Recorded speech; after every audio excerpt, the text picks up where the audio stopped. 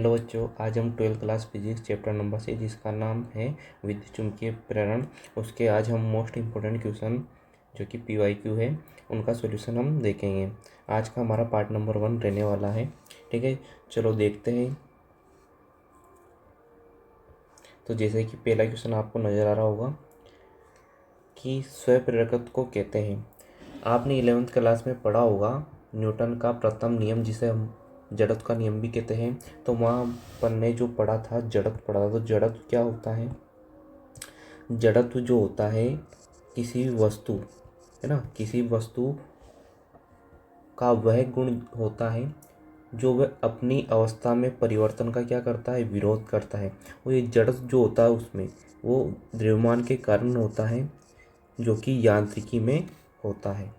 अब रही बात यहाँ पर जो जड़त्व की भांति जो काम करता है अपने इस चैप्टर में विद्युत चुम्बकीय प्रेरण में, तो यहाँ पर किसी परिपथ में, है ना, किसी परिपथ में धारा में परिवर्तन का विरोध करने वाला जो होता है उसको कहते हैं स्वप्रेरकत्व, है ना, स्वयं परिपथ में, स्वयं के परिपथ में।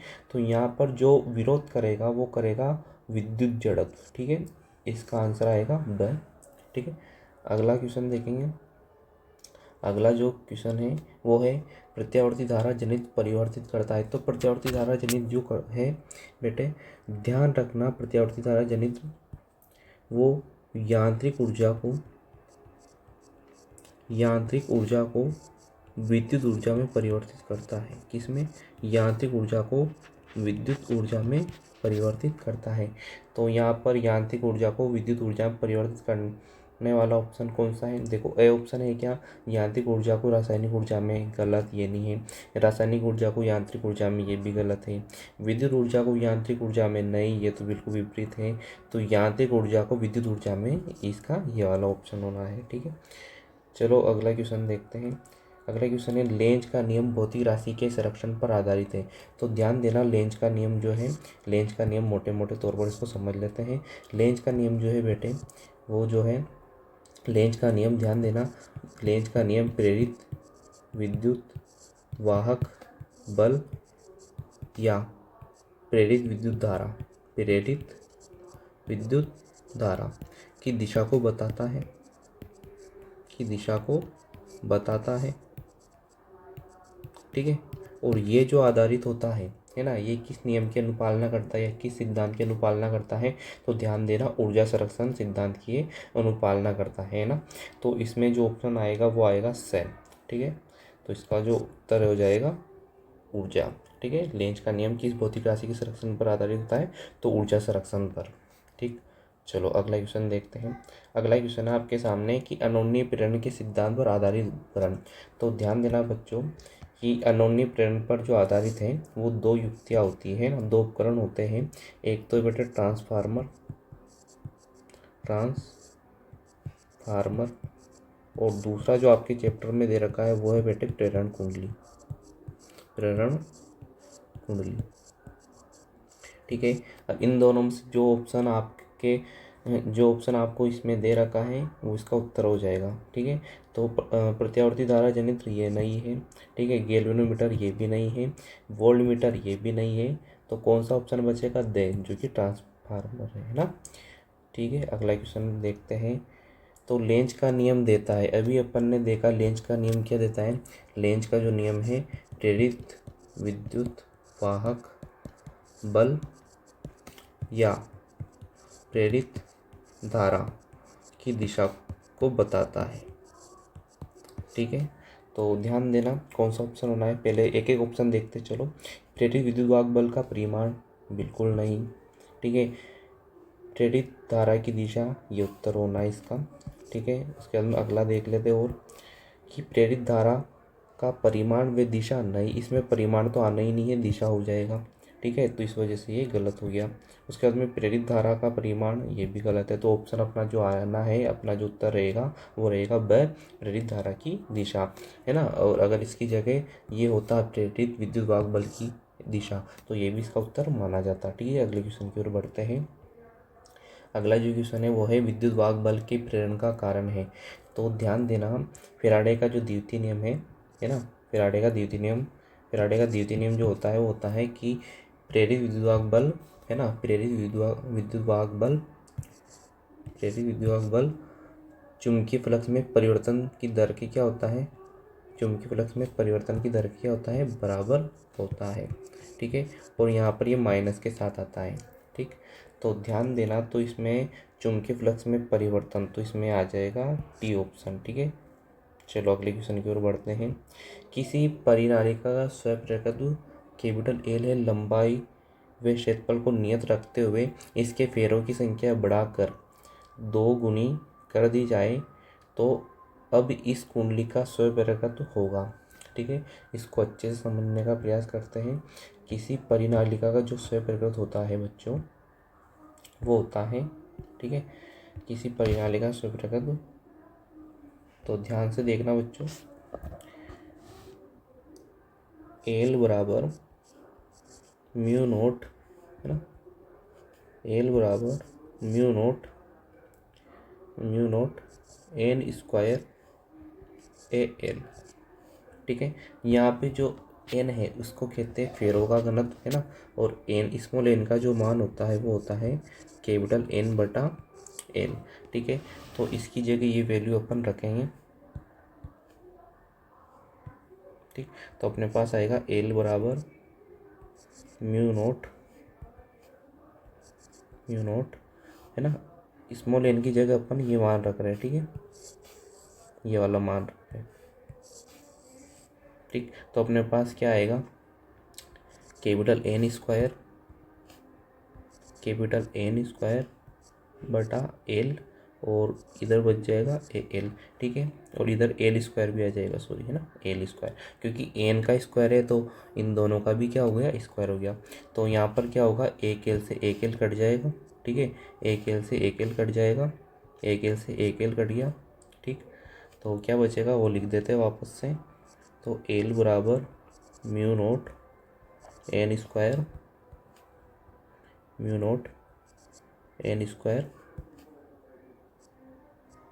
बटा एल, और गुणा में चल रहा है अपने पास ए। ठीक है, तो अपने पास जो सूत्र आया ये आया। ठीक, अब ध्यान देना, फेरों की संख्या कितनी कर दी गई है ना, दुगनी कर दी गई है। तो ध्यान देना, एन की जगह जो है अपन को क्या रखना है, 2n रखना है। तो अपने पास स्वप्रकत्व मान लेते हैं, जो स्वप्रकत्व आएगा वो आएगा एल डैश। ठीक है, तो क्या आएगा, एल डैश आएगा। तो ध्यान से देखना क्या आना है, म्यू नोट ऐसे का ऐसे ही। ठीक है, एन की जगह अपन क्या रखेंगे, 2n, है ना, 2n का होल स्क्वायर हो जाएगा, बटे में एल चल रहा है और ए चल रहा है, क्योंकि प्रश्न में ही बोला गया है कि लंबाई और अनुप्रस्थ काट का जो क्षेत्रफल है उसको अपन को क्या रखना है, नियत रखना है, इसको बदलना नहीं है। ठीक है, ये अपन को नियत रखना है, बदलना नहीं है। ठीक, चलो आगे बढ़ते हैं। तो एल डैश बराबर जो अपने पास आएगा, देखो 2 का स्क्वायर क्या होता है, 4 होता है। तो 4 को मैं आगे लेकर आ जाता हूँ और बाकी जो है पीछे लिख दूंगा, है ना। तो म्यू नोट एन स्क्वायर बटा एल, और गुणा में वापस से क्या चल रहा है, ए चल रहा है। तो ध्यान से देखना, ये जो अपने पास ये आया है क्या, है ना, mu naught n square L, है ना, इसका मान अपने पास है क्या, हाँ बिल्कुल है, जो कि अपन ऐसे करते हैं, इसको समीकरण 1 मान लेते हैं। तो समीकरण 1 में जो है कि अपने पास ये मान है कि किसका मान है, ये एल का मान है। तो अपन क्या लिखेंगे कि जो एल डैश है वो, है ना, 4 गुना है किसकी तुलना में, पहले वाले की तुलना में, है ना, या अर्थात एल की तुलना में। तो आपको समझ में आ रहा होगा कि, है ना, अगर अपन इसका सिंपल सा अगर देखें तो एल जो है ना, वो समानुपाती है एल स्क्वायर के, अर्थात फेरों की संख्या के वर्ग के समानुपाती है। तो जैसे ही, है ना, जैसे ही एन का मान दुगुना किया तो इसका स्क्वायर करके लिख देंगे अपन, तो 4 एल हो जाएगा। अगर मानो कि उसको तिगुना करता, है ना, तो तिगुना यानी कि 3 का स्क्वायर यानी कितना गुना हो जाता, 9 गुना हो जाता, है ना, 9 गुना हो जाता। ठीक, अगर मान लो कि 4 गुना होता, है ना, तो 4 गुना यानी कि 4 का स्क्वायर करते तो अपन लिख देते 16 गुना हो जाता।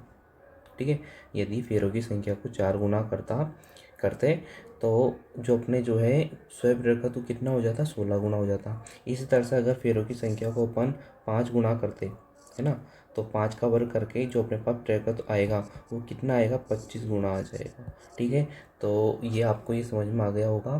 तो है ना, इसमें से अब ऑप्शन देखते हैं, है ना, कौन सा विकल्प इसका आंसर रहना है।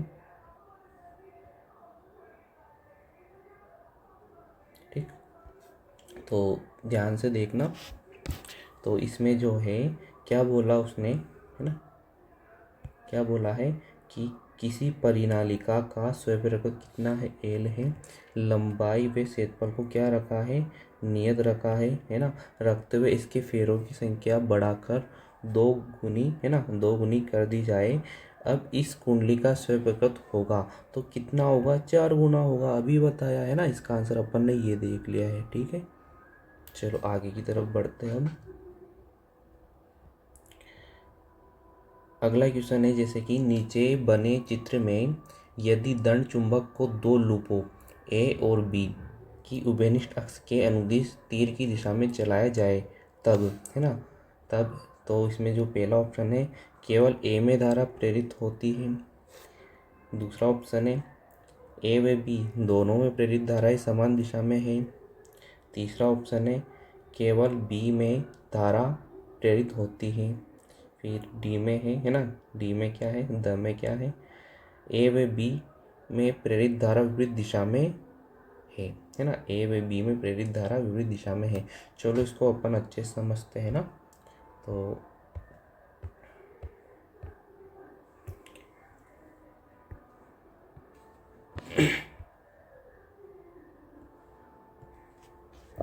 ध्यान से देखना बच्चों, जैसे कि मैं उन लूप को मैं थोड़ा इस तरह से कुंडली की, है ना, कुंडली नुमा में बना रहा हूँ। ठीक है, मैंने इस तरह से बनाया,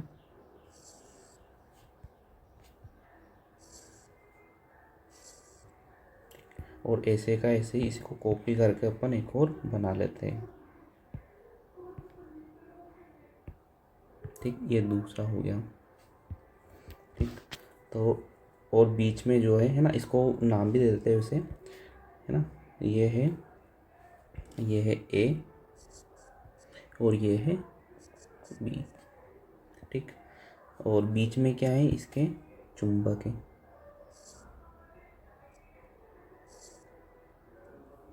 एक तरफ एन है और एक तरफ एस है, और इसकी गति जो हो रही है इस तरफ हो रही है। ठीक है, तो ध्यान से देखना, लेंज के नियमानुसार क्या होता है कि प्रेरित धाराएं, प्रेरित विद्युत बल जो है उन्हीं कारणों का क्या करता है, विरोध करता है, जिस कारण वो उत्पन्न हुई थी। अर्थात ये एन सिरा दूर जा रहा है, तो है ना, दूर जाने के लिए ये विरोध करेगा, अर्थात इसको पास बुलाएगी ये कुंडली, है ना, अर्थात इसको आकर्षित करेगी।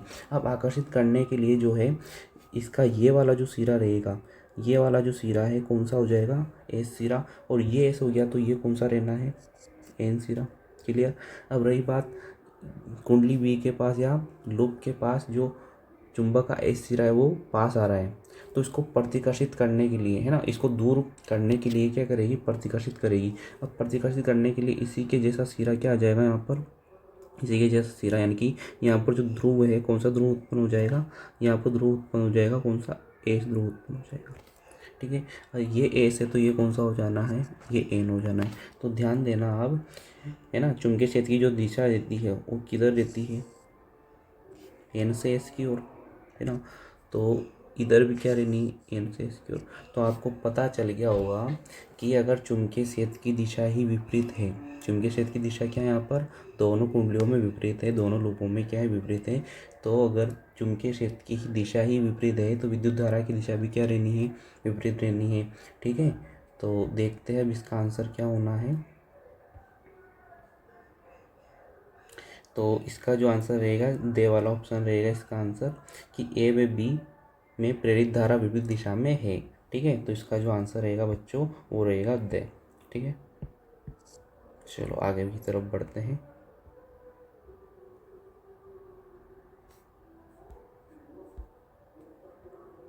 चुंबकीय फ्लक्स और प्रतिरोध के अनुपात का मात्रक निम्नलिखित में से किस राशि के मात्रक के समान होगा, है ना। तो इसका जो उत्तर होगा वो ये होगा, आवेश ए। अब ये कैसा है इसको अच्छे से समझते हैं, ठीक है।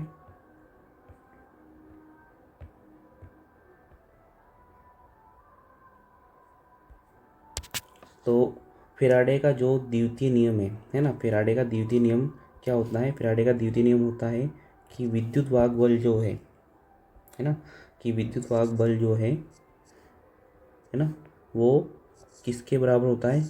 चुंबकीय फ्लक्स में परिवर्तन की दर के क्या होता है? बराबर होता है, ठीक।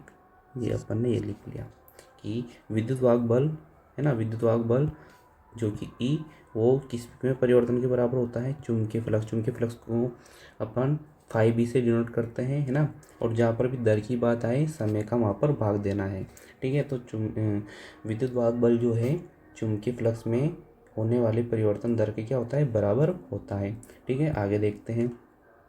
तो आपने ओम का नियम पढ़ा होगा। ओम का नियम होता है V बराबर IR, ठीक है। और ध्यान देना, एक तरह से जो विद्युत वाहक बल है वो भी क्या होता है? विभवांतर होता है। तो V की जगह है ना, V की जगह अपन क्या यूज में लेंगे? यहाँ पर E यूज में लेंगे। तो E बराबर क्या आ जाएगा? E बराबर अपने पास आ जाएगा IR, ठीक है। तो अपन E की जगह क्या रख देंगे? यहाँ पर E का मान रख देंगे IR, ठीक है। तो E का मान अपने पास आ जाएगा I इंटू आर IR, ठीक है। और अपने पास क्या चल रहा है इधर? d5b अपॉन dt,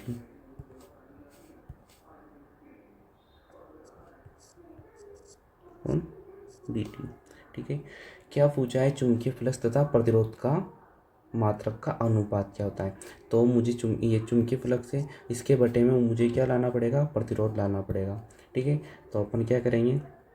आई बराबर इस डी टी को तो आई के गुणा में लेकर आ जाएंगे।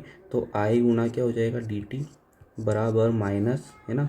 वैसे माइनस नहीं लगाओगे तो भी कोई दिक्कत नहीं, यहाँ पर अपन को केवल मात्रक देखना है ना। तो d5b अपॉन क्या आ जाएगा? आर, जो कि प्रतिरोध है ना। तो आपको ये पता होगा कि धारा इंटू समय क्या होता है। देखो बेटे कि आई बराबर जो होता है बेटे वो होता है आवेश बटा समय। तो आवेश बराबर क्या हो जाएगा? धारा इंटू समय। तो यहाँ पर एक तरह से धारा इंटू समय, तो ये dt क्या है? समय ही है। तो क्या हो जाएगा? ये समय आ जाएगा, सॉरी यहाँ पर आ जाएगा आवेश। तो अपन लिख देंगे है ना कि d5b अपॉन आर, है ना, कि चुंबकीय फ्लक्स तथा प्रतिरोध का जो अनुपात है वो किसको प्रदर्शित करता है? आवेश को। इसका मतलब मात्रक, इन दोनों का जो मात्रक है वो किसको बताएगा? वो मात्रक बताएगा किसको? विद्युत आवेश को, यानी कि आवेश को, ठीक है। तो इसका उत्तर अपन ने देख लिया है वैसे, ठीक। क्या है इसका उत्तर? कि चुंबकीय फ्लक्स और प्रतिरोध के अनुपात का मात्रक, है ना। तो प्रतिरोध का, सॉरी एक मिनट, इसका जो मात्रक होता है बच्चों, इसका मात्रक वैसे क्या होता है ना, इसका जो मात्रक होता है, इसका मात्रक वेबर होता है और इसका मात्रक ओम होता है। तो अपन ऐसे भी लिख सकते हैं कि वेबर, है ना, वेबर बटा ओम का जो है ना, ओम का जो अनुपात रहेगा, दोनों के मात्रक का जो अनुपात रहेगा वो रहेगा बेटे किसके बराबर? क्यू के मात्रक के बराबर। और क्यू का जो मात्रक होता है, आवेश का जो मात्रक होता है कुलाम, है ना। और कुलाम को अपन ऐसे सी से लिखते हैं, ठीक है। चलो बढ़ते आगे। प्रेरित विद्युत धारा की दिशा का पता चलता है। अभी अपन ने ये देखा प्रेरित धारा है, प्रेरित विद्युत वाहक बल की जो दिशा का पता चलता है वो पता चलता है लेंज के नियम द्वारा, है ना। तो इसका आंसर क्या हो जाएगा? ए वाला। उसके बाद में अगला है कि 2 मीटर की एक ताम्र छड़ अपनी लंबाई के लंबवत 2 टेस्ला तीव्रता के चुंबकीय क्षेत्र के समांतर 6 मीटर पर सेकंड के वेग से गति कर रही है। छड़ के सिरों पर विद्युत वाहक बल का मान होगा, ठीक है। तो क्वेश्चन वापस से देखते हैं कि क्या दिया हुआ है कि 2 मीटर की एक ताम्र छड़ अपनी लंबाई के लंबवत 2 टेस्ला तीव्रता के चुंबकीय क्षेत्र के समांतर 6 मीटर पर सेकंड के वेग से गति कर रही है। छड़ के सिरों पर प्रेरित विद्युत वाहक बल का मान होगा। तो ध्यान देना क्या क्या दे रखा है यहाँ पर, जो दे रखा है बेटे, एक तो लंबाई दे रखी है, ठीक है। और एक दे रखा है चुंबके से जो कितना है 2 टेस्ला है। और एक और क्या दे रखा है यहाँ पर चाल दे रखी है या वेग दे रखा है जो कि है v बराबर है ना। तो अपन यहाँ पर लिखेंगे जब ये तीनों भौतिक राशियाँ हो तो यहाँ पर जो आता है E बराबर यानी कि विद्युत वाहक बल बराबर जो आता है V/L, ठीक है। यहाँ पर वैल्यू रखो और आंसर आपको मिल जाएगा, ठीक है। तो देखते हैं क्वेश्चन कैसे होगा। तो E बराबर जो आएगा अपने पास, E बराबर V का मान कितना है 6 मीटर पर सेकंड है ना। मैं मात्रक नहीं लिख रहा हूँ क्योंकि E का डायरेक्ट अपन मात्रक लिख देंगे। E का मात्रक होता है वोल्ट, ठीक। लास्ट में अपन वोल्ट लगा देंगे सीधे ही, तो है ना। अपन ने V का मान रख दिया 6। B का मान अपने पास कितना है बच्चों, B का मान अपने पास है 2 टेस्ला यानी कि 2। उसके बाद में अपने पास L का मान कितना है, L का मान भी अपने पास कितना है 2 है, ठीक है। तो 1 मिनट वैसे यहाँ पर है ना, इससे ये नहीं होगा, ये जो है थोड़ा है ना थोड़ा मिस्टेक हो गया यहाँ पर इसने बोला है ना चुंबकीय क्षेत्र के समांतर। क्या बोला इसने, चुंबकीय क्षेत्र के समांतर। तो शुरू तो ये लगेगा बच्चों वैसे, पर इसको थोड़ा सा और आगे बढ़ाएंगे अपन, है ना। इसको आगे बढ़ाएंगे थोड़ा सा और। जो यहाँ पे रहता है बेटे E बराबर है ना, E बराबर जो रहता है वो इस तरह से रहता है V vector cross B vector bracket बंद फिर आता है L, है ना। और जैसे ही अपन क्रॉस हटाएंगे तो यहाँ पर आएगा साइन थीटा। तो V साइन थीटा और इनटू में चल रहा L। तो ध्यान देना यहाँ पर क्या बोला है, समांतर बोला है। चुंबकीय क्षेत्र की क्या है समांतर, अर्थात V और B के मध्य जो कोण बनेगा बच्चों वो बनेगा थीटा बराबर 0, यानी कितने डिग्री का बनेगा 0 डिग्री का। और हम जानते हैं कि साइन 0 जो होता है साइन 0 डिग्री वो कितना होता है 0 होता है। अर्थात E बराबर यहाँ पर जैसे ही अपन यहाँ पर VB है ना, और साइन का जैसे मान रखें साइन का मान कितना आएगा यहाँ पर 0 आएगा। तो यहाँ पर E का मान जो रहेगा अपने पास यानी कि विद्युत वाहक बल कितना आएगा अपने पास 0 आ जाएगा, 0 आ जाएगा, यानी कि E बराबर 0 वोल्ट। कौन सा ऑप्शन हो जाएगा इसमें, ब ऑप्शन इसमें आएगा, ठीक है। इसका आंसर होगा ब। अगला जो रहना है अगला प्रश्न अपने पास है ना। अगला प्रश्न क्या है कि प्रेरकत्व का मात्रक है। तो प्रेरकत्व का मात्रक क्या होता है, देखो प्रेरकत्व के वैसे होने में तो इसका अगर मैं मात्रक बताऊं तो इसका एक मात्रक है ना सीधा सा SI में जो रहता है ना, SI या MKS पद्धति में जो मात्रक होता है वो होता है हेनरी होता है, ठीक है। और ये कैसे मिलकर बनता है, ये बनता है बेटे वोल्ट है ना, वोल्ट सेकंड पर एम्पियर, ठीक है। ये मात्रक होता है। अब ध्यान से देखना यहाँ पर ये वाला ऑप्शन तो है ही नहीं, तो आपने ओम का नियम पढ़ा होगा। ओम का नियम क्या होता है, V बराबर IR होता है, ठीक है। तो यहाँ पर देखो ओम के रूप में दे रखा है, और ओम किसका मात्रक होता है, प्रतिरोध का मात्रक होता है ओम, है ना। तो अपन जैसे ही है ना R बराबर निकालेंगे तो V बटा क्या बचेगा अपने पास I बचेगा।